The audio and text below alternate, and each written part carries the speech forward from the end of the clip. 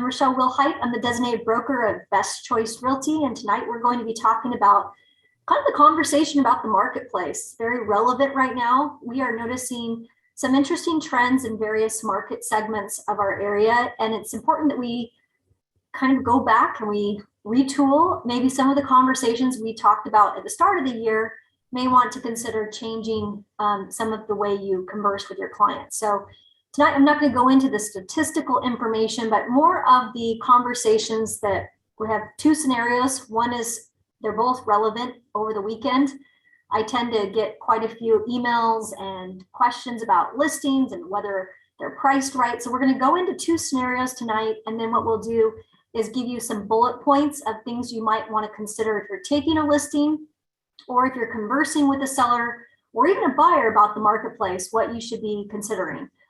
So it's very relevant to what we're dealing with this month, and I'm sure throughout the summer. So let's go ahead and go to the next slide. This is the scenario number one I wanted to discuss with you. So this was an email that I received from one of our brokers. It's been a difficult marketplace.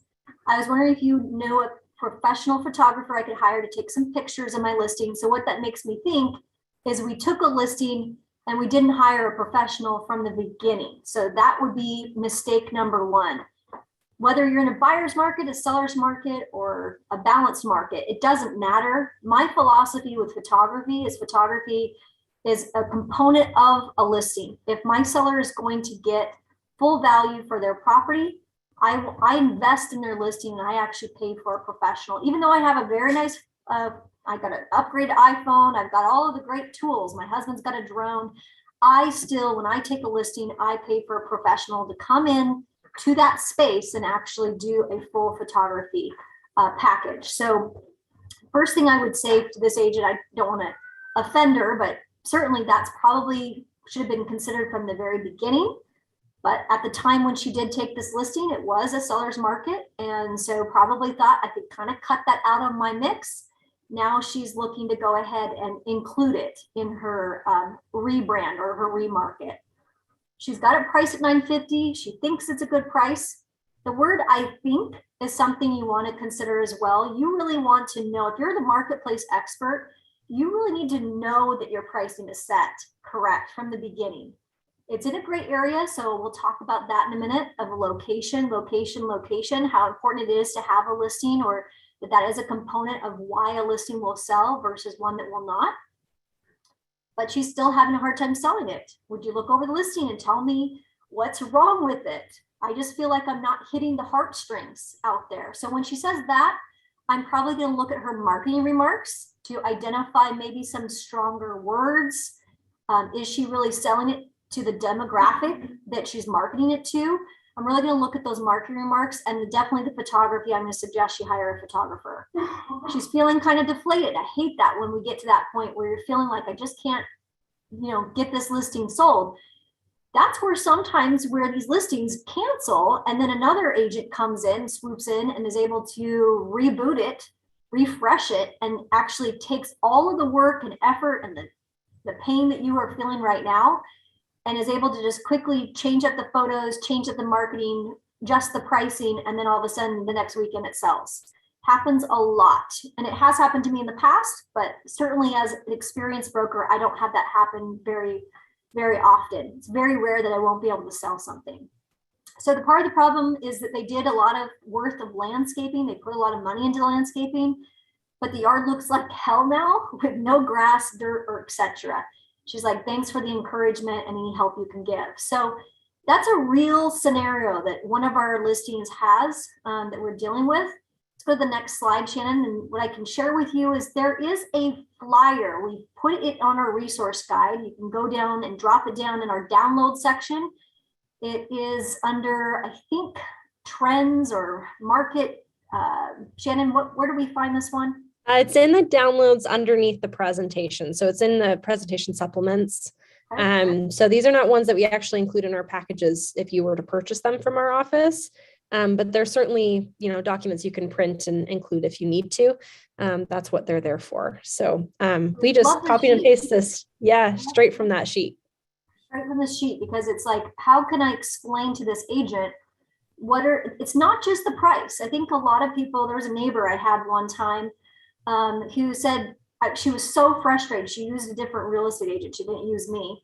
I was transitioning, coming back to Washington at the time. And so the neighbor had listed with another brokerage, but she was so frustrated with her agent because she said, all my agent wants to do is just reduce my price. Now, this is when we were coming out of a different marketplace as well, in a different state. And she's like, he just keeps coming to me asking for a price reduction. And really, it's more to it.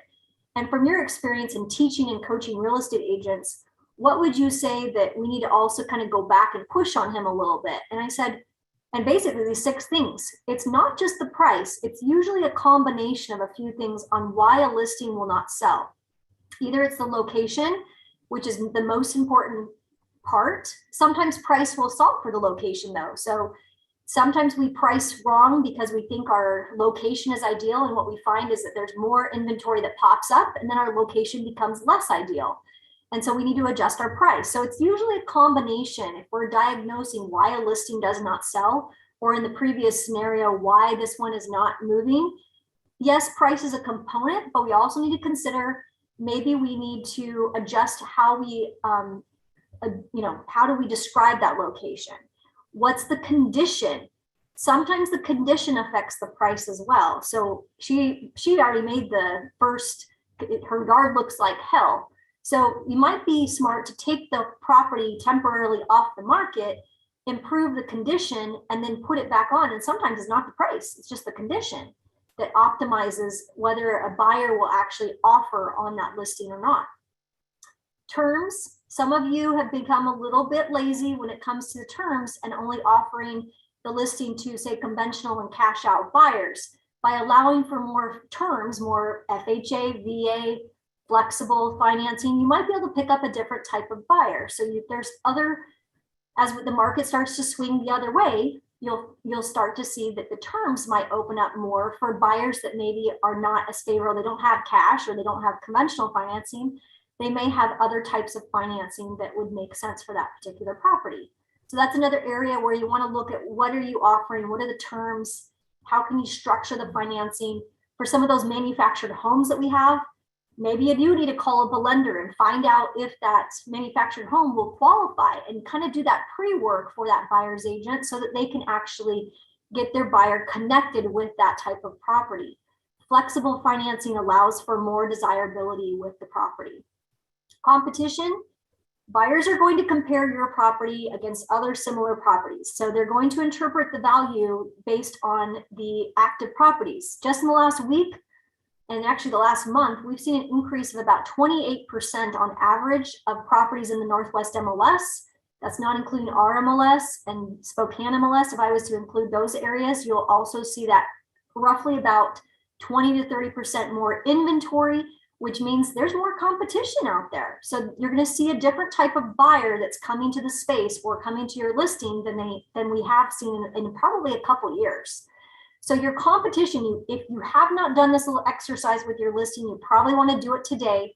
I do it for all the listings that I take. I do kind of a hot sheet around my listing just to find out what is showing up active. What is the competition? I did it for my sister's home. And what we found in just a short window span of about 5 days, we saw 4 competitors enter the marketplace, which impacted how many offers we received on the offer review date. Which brings me to my other comment when it talk about key considerations when you're talking with a seller or with a buyer. Some of those offer review dates, some of you need to reconsider, maybe do you need an offer review date, or can you just go ahead and write in the agent remarks, please allow seller 48 hours to review any or all offers. That might be a better strategy than to just have an offer review date that kind of sets you into a situation where you lose all of your momentum over the weekend with buyers that are just not wanting to jump into a bidding war. We're seeing less offers, which means the offer review date might not be as relevant as it was prior to the last 2 months. Then timing, sometimes sellers kind of like, is it a buyer's market? Is it a seller's market? The way you can look at that is based on the inventory and what you're competing with. So if your inventory is most of the areas, you're still looking at 7 days worth of inventory, Market conditions are really favorable for sellers still at that, but you have to have everything done right from the beginning, meaning you have to have your photography to A+ standards. You've got to have your marketing remarks really identifying your key, the demographic of who that buyer is. And then you've got to put it on the market and the time it so that you can start to work those buyers as they come through. Definitely want an open house if you still can do that. I know Candace and I talked about that last week. And open houses, if you don't have any business right now, oh my gosh, take an opportunity. We have plenty of open houses, or if we don't have areas, areas of where we service, calling another broker from another area and saying, hey, can I sit your open house? We're picking up buyers from those open houses right now. So can't emphasize all 6 of these things are what impacts, is my listing going to sell and how quickly will it sell? Price, location, terms, condition, competition, timing, and really availability. If you make it less available for showings, you're going to see less offers naturally. And also on price, not only are we talking the price, the purchase price, but we're also talking about the commission rate. I've also seen some of our competitors have listed a property and they've only offered a 2% or a 1.5% or 1% or even a no commission rate. We have seen some builders do that. And what they're finding is they're going to be getting less offers as the market kind of swings. So I was involved in a multiple offer on one property, for example, in Sumner, Washington, and also in Bonnie Lake. One had a 3% buyer agent commission. The other one had a 2% buyer agent commission. Both were priced similarly. Both of them were actually priced in that same price demographic and bracket. One of them had multiple offers, 7 offers on it. The other one at the 2% co-broke had only our offer. So you can see that does have a bearing on how much activity is your listing agent. Your seller's like, well, Rochelle, can we reduce the buyer commission by a percentage point? We can certainly do it, Mr. or Mrs. Seller, but just be aware that when we start to mess around with price or terms or commission, we may see less attraction to that listing. That's how buyers agents make a living, is when they actually go out and help a buyer negotiate. And if they don't get what they're looking to obtain because of their buyer agency agreement, then the buyers have to make up the difference in the form of their commission. So, we want to make sure we incentivize those buyers to actually get them out, and those buyers agents to come out and actually tour the property. And you actually will get more. I've tested that out multiple times, and it's the same every time, whether you're in a buyer's market or a seller's market. The next scenario, Shannon's keeping me going here. My listing in Redmond hasn't had any offers. This was just this weekend. Do you have a minute to give me your thoughts? The one next door is 1.2. They are friends with my seller. The 1.2 was hoping for 1.4. As similar units were going way over in March or April. So we started to see that drive in March and April. Now we're in May, and slight adjustment. People are a little bit more timid. Based on similar thinking, my seller originally hoped for 1.2, but I think now we're seeing that the window for those prices has passed. I'm going to echo that thought process and say, for the most part, that window has passed. So be sure, based on this scenario, that you are properly educating your sellers. Don't be going on a listing appointment thinking it's like it was back in March and April. Things are starting to shift.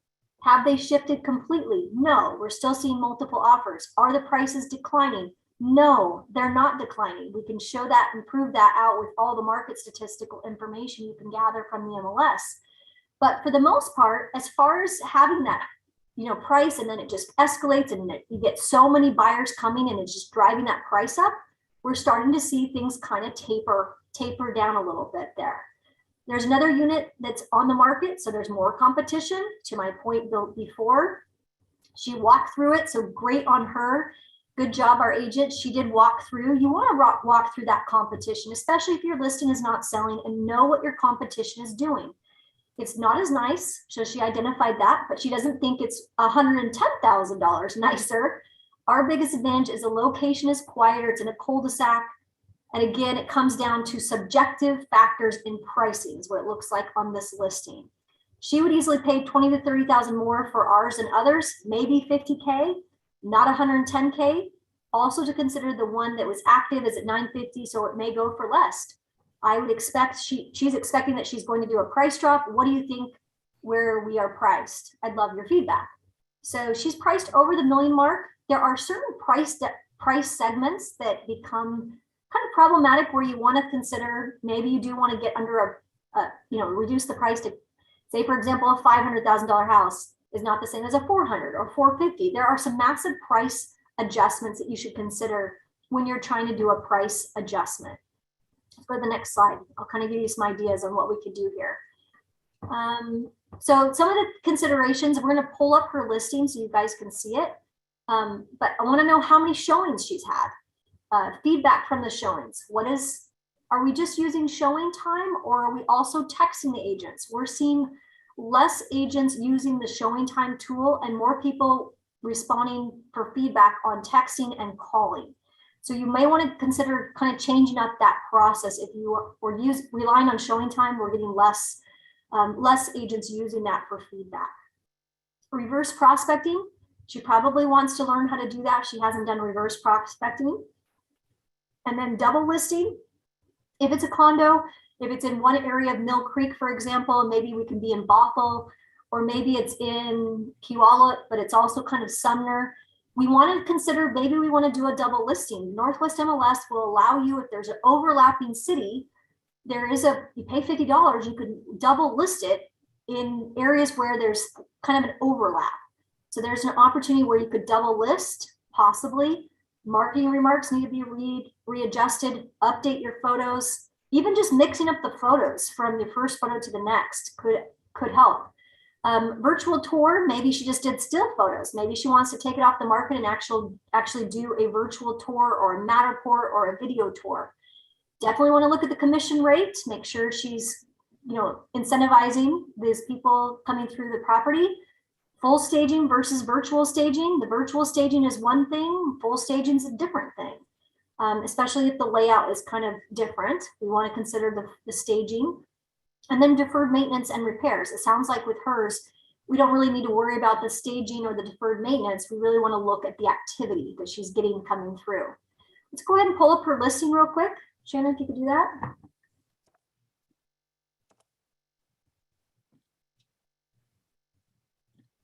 A lot of people ask me about, actually right while you're there, Shannon, can I reverse prospect this?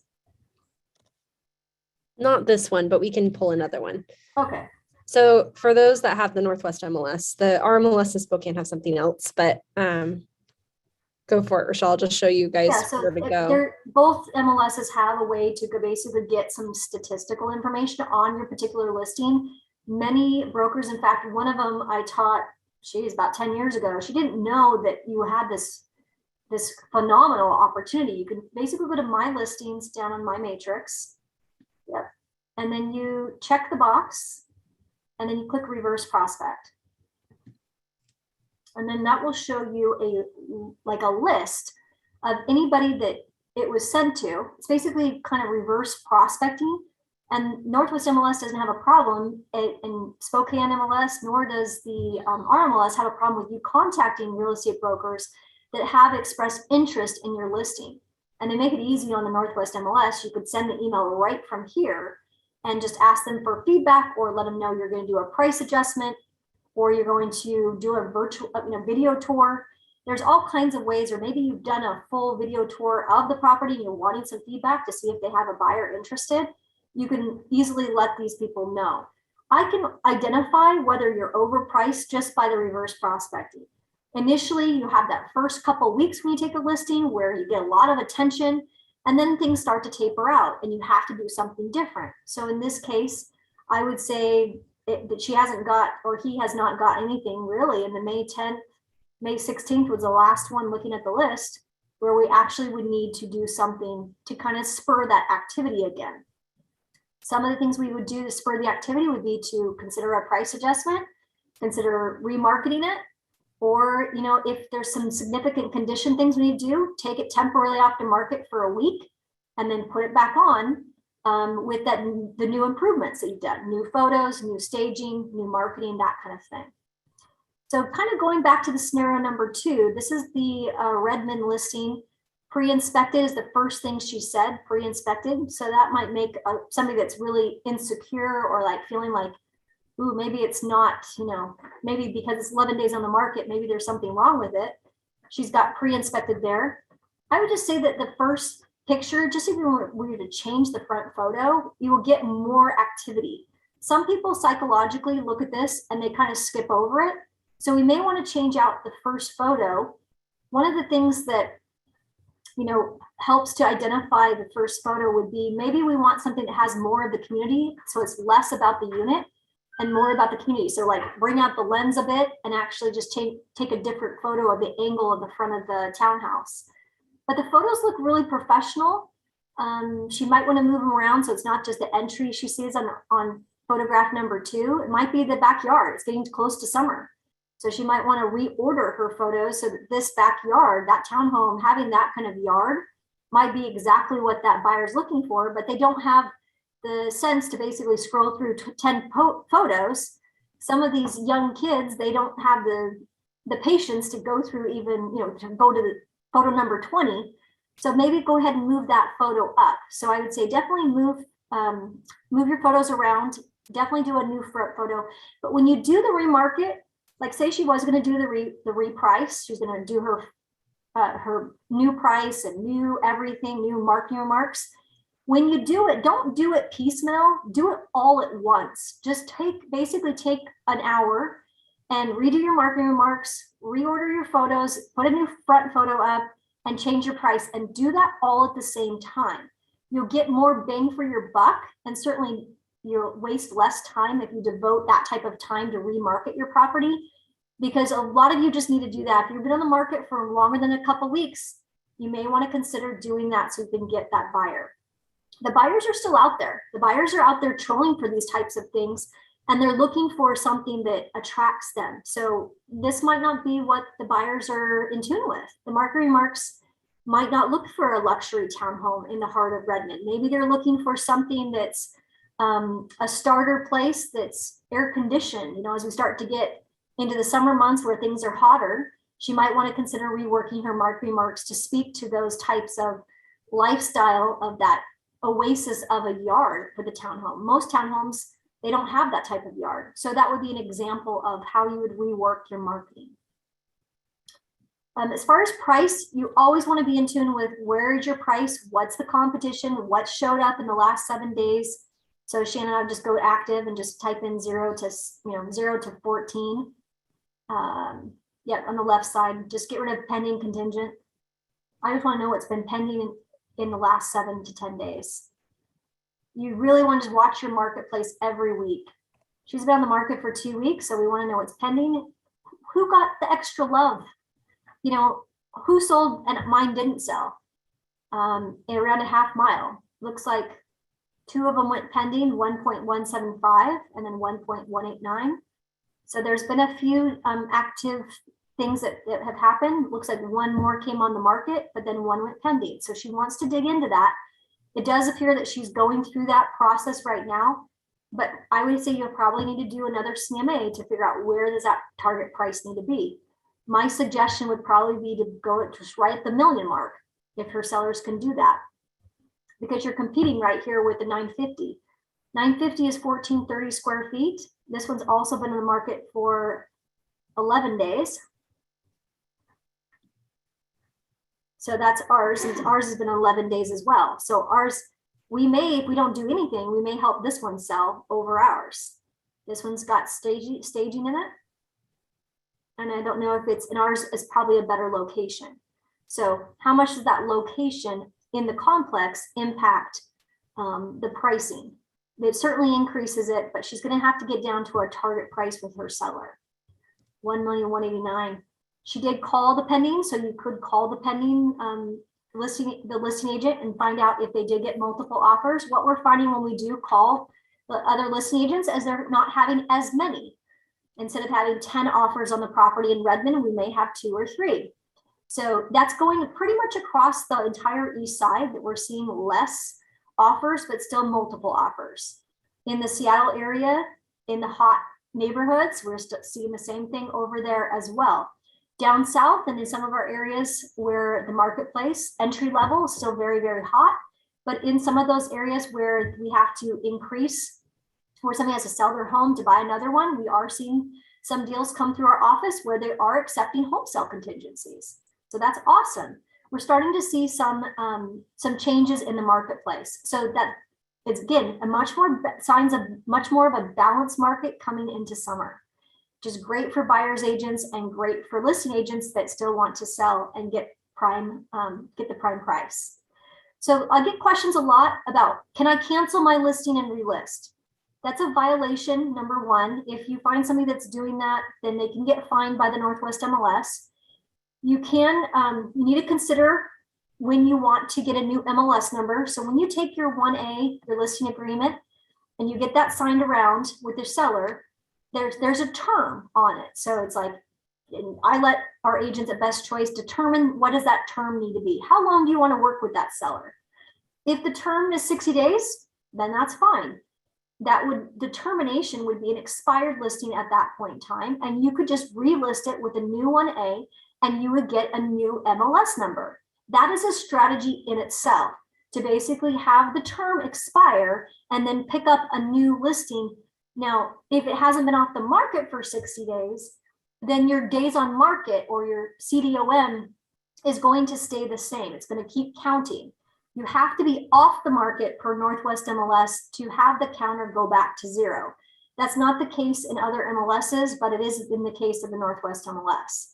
If you do have a seller that says, I want to cancel my listing, I'm not happy with you, or Rochelle, I just don't like you, whatever that may be, you can do a cancellation form. You do need a Form 52, and I have to agree to that. The designated broker has to sign the conditional release of the listing if you are canceling the listing before the term expires. Remember, the listings are the property of the firm, not between you and the seller, although I'm going to lean on you to determine whether we want to let the seller off the hook. Have I unconditionally fired a seller? Yes. And we just did one just last week. But if you want to conditionally release a listing or release the listing with the seller, it would need a Form 52 and we would need to sign off on that. Okay, next slide. I think that was when to ask. Oh, a lot of people ask me this. When do I ask for a price adjustment? Hopefully you have thought through this. What happens if we don't get it on the review date? The first thing I'm going to say, if you didn't get any offers on the review date, take the review date off and go another week and just heavily market that property. Probably want to try 2 weeks. If you've got the offer review date, it's going to jeopardize kind of your strategy if you didn't get an offer. So just take that offer review date off, go another week of marketing. And then after it's been on the market for a couple weeks, generally speaking, in a marketplace where it's inventory challenged, which is pretty much every area we service, it's okay to ask a seller, but never ask the seller for I just need to reduce your price. We need to get this price right. You can be upfront with them, but just realize there's much more things to consider aside from just the price adjustment that needs to take place, such as, have you done an open house? Have you put it on different websites? Have you done some different things with the listing? Like the mark remarks, have we tweaked some things to get more improvement? Do I think flyers sell the house? No.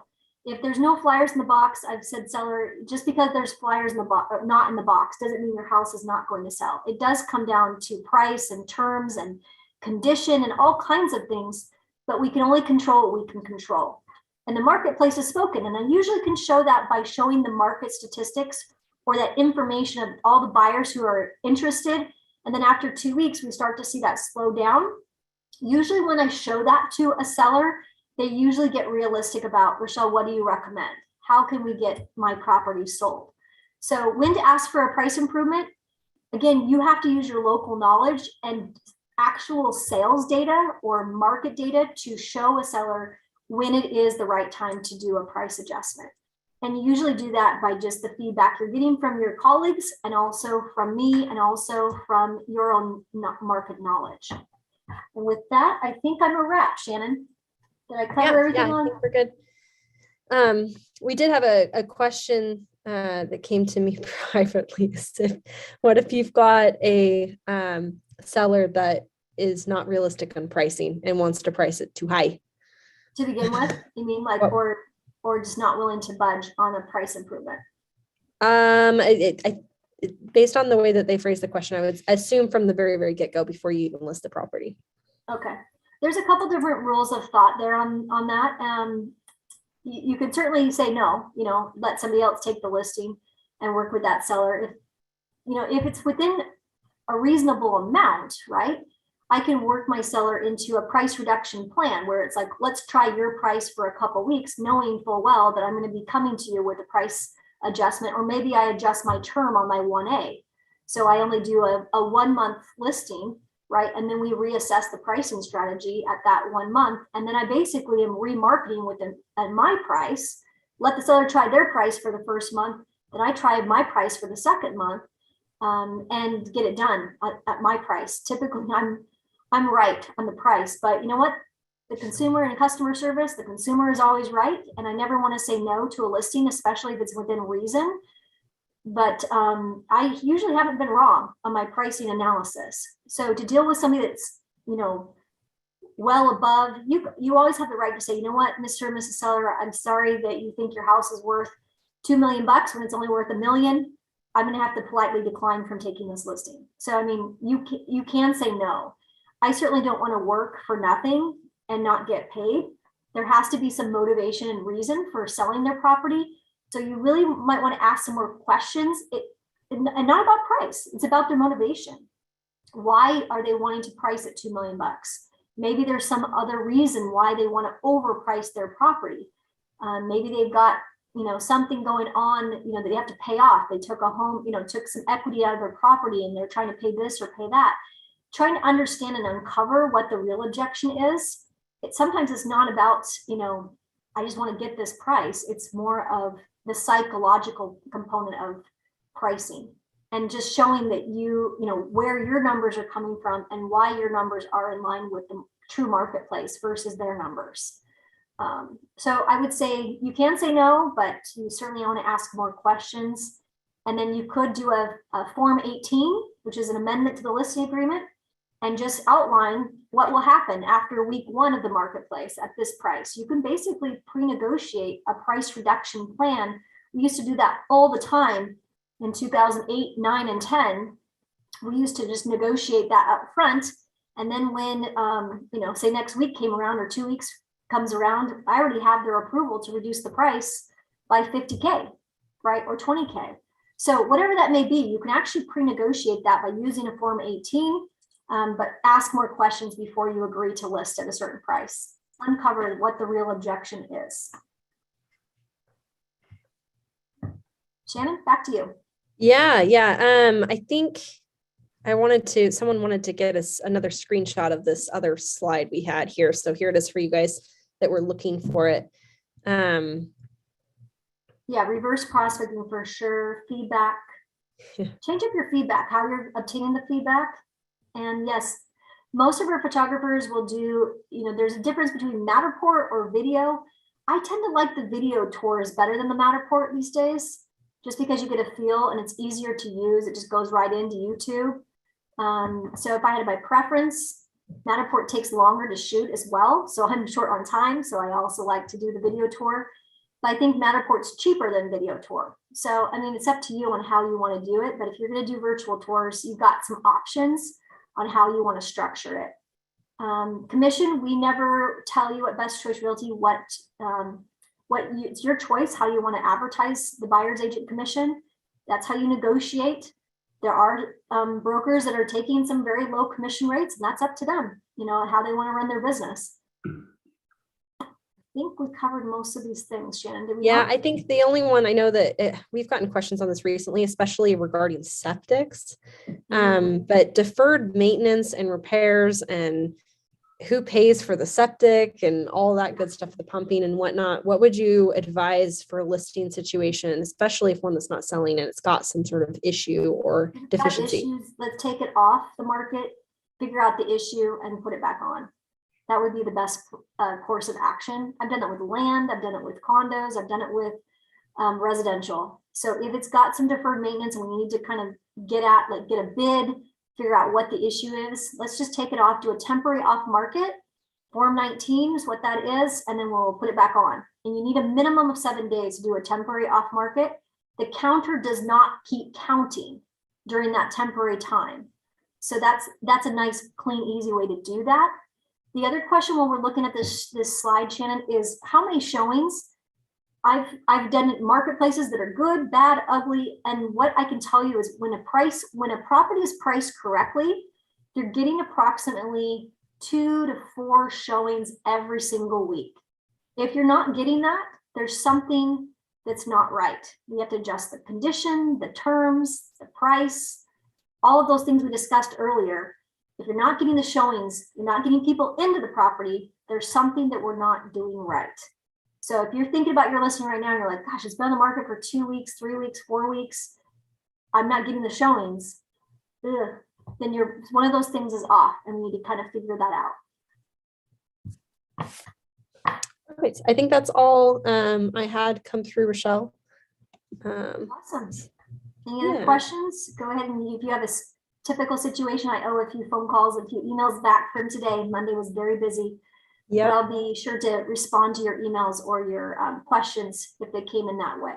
Yeah, and I think it's too worth the point. If any of you guys have listings that are sitting on the market, I know Candace, me, and Rochelle are all happy to take a look at your listing to kind of advise on what we would recommend, at least from what we can see from our outside perspective.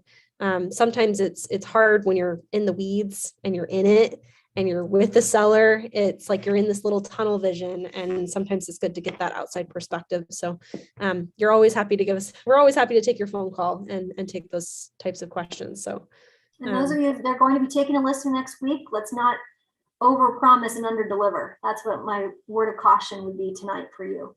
Just be very cautious about your pricing. Let's not overprice, let's not underprice, let's price it right. That would be what I would suggest. Okay. All right, have a great week, you guys. We'll see you next Monday.